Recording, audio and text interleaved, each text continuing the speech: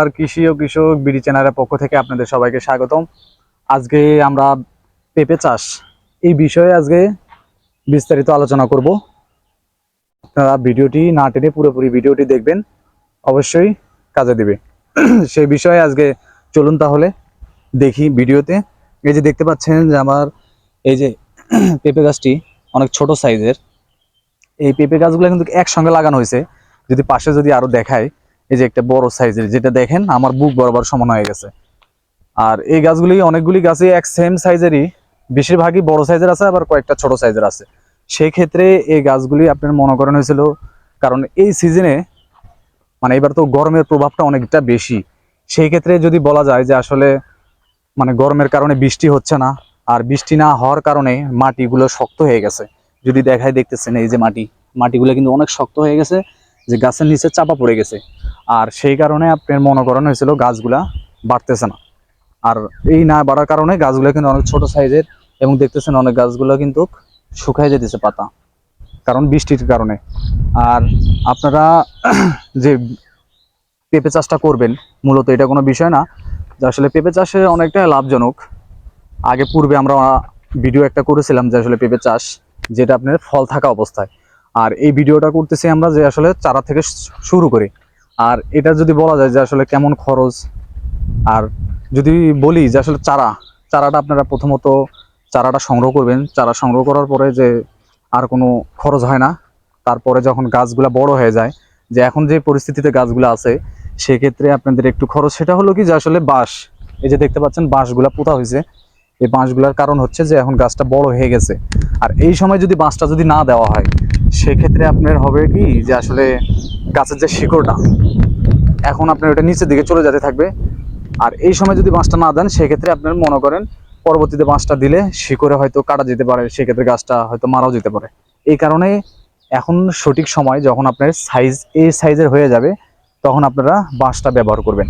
আর মূলত বাঁশ কোন পর্যন্ত দিতে হবে, যে আসলে বাঁশটা একটু বড় সাইজের করলে বিশেষ করে ভালো হয়, কারণ গাছটা কিন্তু বাড়তে থাকে আরো।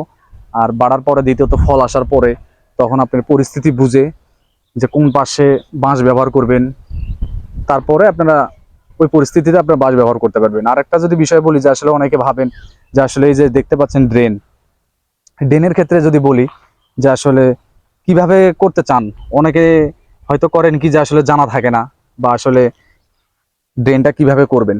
সেই ক্ষেত্রে আপনার এই যে দেখতে পাচ্ছেন যে এটা গাছের দূরত্ব থেকে দূরত্ব যদি বলা যায় 3 হাত, এদিকে 3 হাত, পাশে 3 হাত, এবং লাম্বায় 3 হাত। 3 হাত পর পর আপনারা একটা করে গাছ চারা লাগাবেন। আর চারাটা লাগানোর পরে সেক্ষেত্রে আপনারা মনে করেন ড্রেনটা যে করবেন, মাঝখান দিয়ে আপনার একটা ড্রেন হবে, এবং পাশ পাশে যদি বলা যায় 2 থেকে 2.5 হাত, এতটুকুর মধ্যে আপনারা মাটিটা একটু উঁচু করে দুইভাবে একটু সমান করে নিচা করে দিবেন।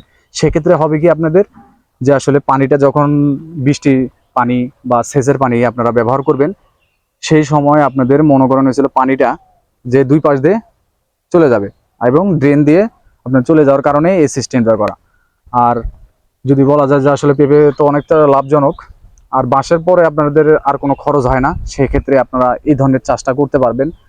এবং নতুন যারা ভাই আছেন আসলে চান যে আসলে পেঁপে চাষটা করবেন, সেক্ষেত্রে তাদের উদ্দেশ্যে বলবো যে আসলে কারো কথা বিশ্বাস না করে আপনারা এই ধরনের চাষটা শুরু করবেন।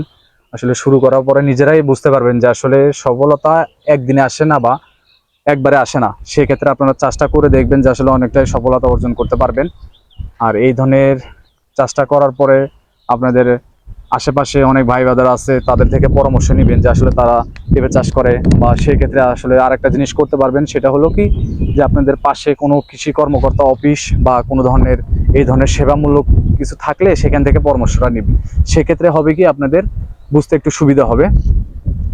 আর এতটুকুই আজকের আমাদের ভিডিওটা ছিল।